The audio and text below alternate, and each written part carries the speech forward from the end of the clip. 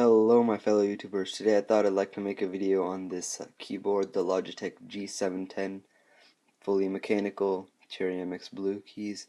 I got this in October and I was thinking of making a video back then because there was only one video on it and it was good, but it wasn't completely, I guess, information filled. It didn't have everything about the keyboard, and there's a lot of features that could be talked about, including the software.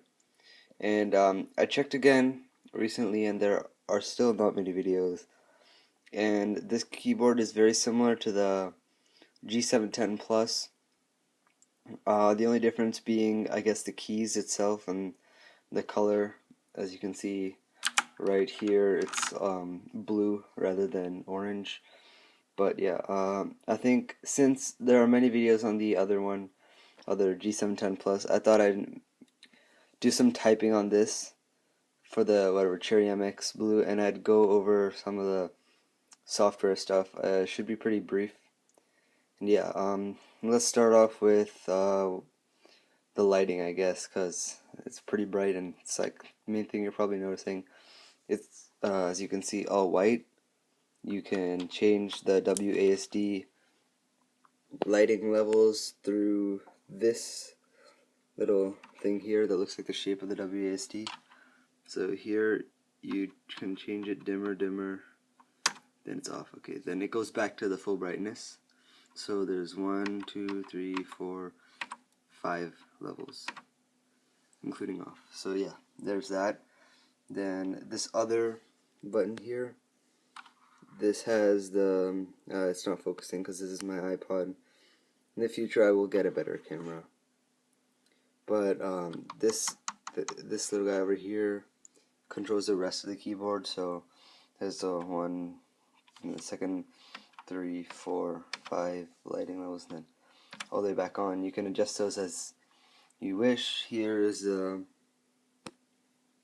Windows lock button, the gaming mode.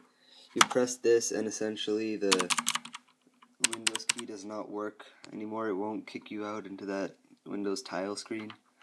I don't really keep it on because, I mean, I do go into the Windows screen a few times, and I'm not that serious of a gamer where it would really make me angry. But if I ever want to, I'll just click it. It's as easy as that. Over here is a cool feature. It's the volume control wheel, so you can just flick that up and down and it'll change the volume. Yeah, and then this is the mute button. What else? Yeah, that's about it for this guy. There's not much to talk about the volume. Oh yeah, the media keys here are, there's a stop, back, forward, and then pause, play button right here. And then here's where it gets interesting, is these profiles. You can have up to 3 profiles.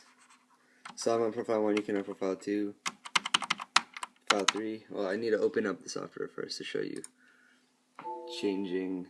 It's the wrong program. Alright, yeah, I'll show you. You can now see the changing of this once it's open. So profile 2, profile 3. And this cool little guy here is macro record. So basically what you do, you click this, and then you click a key, and then you click whatever you want it to do, and then you click the macro record thing again, and then every time you click that key, it'll do the little command you set. And it's real time rather than having to go into the software and changing all the going to the software, picking your profile, choosing the commands or whatever. That's a little on the fly kind of thing for when you're in the middle of a game and you're like, oh, maybe this would be useful. I can do press backslash and it'll press ASDF kind of. So and then yeah, that's basically that. Another thing are these 6 keys, which are the dedicated macro keys. Like in the profile, in each profile you can make these do whichever you want, as well as you can assign them using the macro record. So I do use these a lot. Like this one I have as the Steam for the Steam overlay. This one is the Alt tab. This one is to record. This one is I'm not sure. Yeah, and this is copy paste, stuff like that. It can be really useful. Another thing you may have noticed in general is how the WASD and the arrow keys are gray as opposed to black on all the other things. Not much to talk about that. Now let's get into the key switches. I guess there's only really one main thing. They're blue, Ceramix blue. I'll just show them.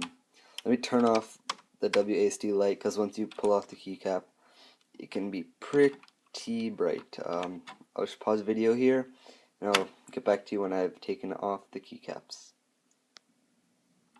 Alrighty guys, I took off the keycaps, and as you can see, they are Cherry MX blue keys. Let me just focus in a bit. Yeah, they're tactile, whatever.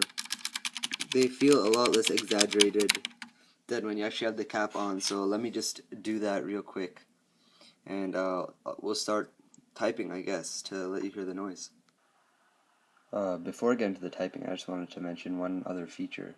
Is this, on the wrist rest, on the back of it, there's this hole which you can put your cord cable through. And I put my headphone cable through it so that it doesn't get in the way of the keys or the mouse or anything. And basically how it works is you just, at the top here, you put in the cord, at the cord or cable, whatever, same word, put it through the top of the keyboard, and then you just kind of bring it out through the bottom and come out of the hole so it doesn't interfere with anything. Alright, I'll get into the typing now. Alrighty guys, I'm going to start typing now, and it's kind of might seem kind of like odd, not straight, because it's whatever leaning up on those kind of legs. Not really a feature I thought I needed to mention, because it's pretty standard, and I would assume you could observe it, but if not, sorry, and I just mentioned it now, so yeah, let's begin.